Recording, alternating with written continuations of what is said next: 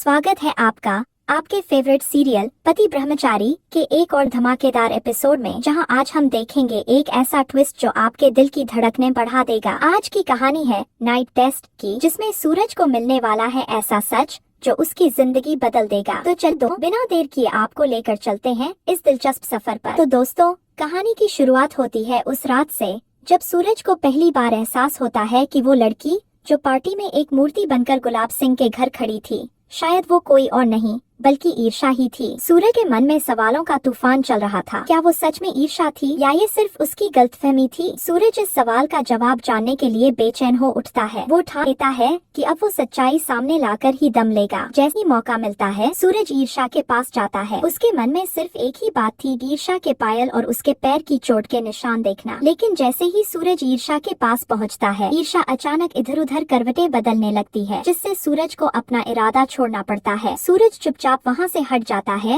और सोचता है, सुबह जब ईर्षा मोजे उतारेगी तभी मैं उसकी चोट देख पाऊंगा और सच्चाई का पता चलेगा। अगले दिन सुबह सूरज नीचे हॉल में बैठकर ईर्षा का इंतजार करने लगता है। जैसे ही ईर्षा मोजे उतारती है, सूरज की नजर उसके पैरों पर पड़ती है। वो निशान, हाँ दोस्तों, वही चोट के निशान जो पार्टी वाली लड़की के पैर पर थे। अब सूरज को पूरा यकीन हो जाता है कि पार्टी में जो लड़की थी वो कोई और नहीं बल्कि ईर्षा ही थी। सूरज को सच्चाई का पता चल जाता है, लेकिन वो अब इस सच्चाई के साथ क्या करेगा? क्या वो ईर्षा से सवाल करेगा या चुपचाप सब कुछ खुद सुलझाएगा? इधर दूसरी तरफ दाई माँ ईर्षा को बुलाती है और कहती है, ला मुझे 11,000 रुपए ला कर दे। ईर्षा पूरे विश्वास से जवाब देती है, जी दाई माँ, मैंने पैसे कमा कर लाए हैं, ये आपके ही लिए रखे थे। ईर्षा बड़े प्यार से अपने कमरे में जाती है। वहाँ उसने खुद पैसे सजा कर रखे थे, लेकिन जैसे ही वो लिफाफा उठाती है, उसके होश उड़ जाते हैं। लिफाफा खाली था। ईर्षा घबरा जाती है। उसे कुछ समझ नहीं आता कि आखिर पैसे कहाँ गए। उसने खुद अपनी आंखों से पैसे रखे थे। दाई माँ को जब यह बात पता चलती है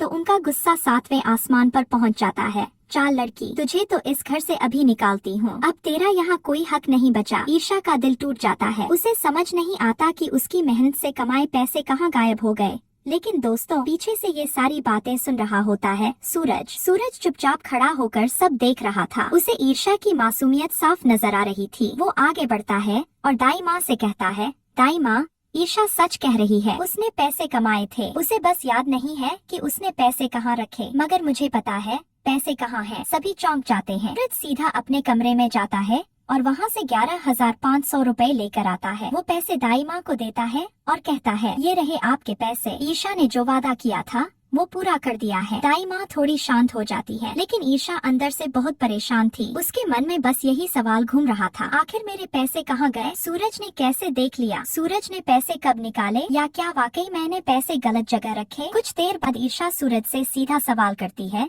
सूरज जी, आपने पैसे कब निकाले? आपको कैसे पता चला कि पैसे कहाँ रखे थे? सूरज मुस्कुरा कर जवाब देता है, मैंने पैसे नहीं निकाले थे ईर्षा, मैंने तुम्हें बचाने के लिए तुम्हारी मदद की। ईर्षा हैरान होकर पूछती है, तो आपको कैसे पता चला कि पैसे कहाँ रखे थे? सूरज गंभीर होकर कहता है, मैंने तुम्हें रात उस पार्टी में देखा था। मुझे पता था कि तुमने पैसे कमा कर लाए थे। मैंने यह भी देखा था कि तुमने वो पैसे दाई माँ के बेड के नीचे रखे थे, लेकिन किसी ने वो पैसे हटा दिए और तुम्हें फंसा दिया। मैं जानता था कि तुम गलत नहीं हो, इसलिए मैंने तुम्हारी मदद करने का फैसला किया। ईर्षा की आंखें भर आती हैं। उसे पहली बार एहसास होता है कि सूरज उसके लिए कितना सोचता है। शायद कहीं न कहीं सूरज अब ईर्षा को समझने लगा था। दोस्तों, क्या यही है प्यार की शुरुआत? क्या सूरज के मन में ईर्षा के लिए कुछ खास जगह बन रही है?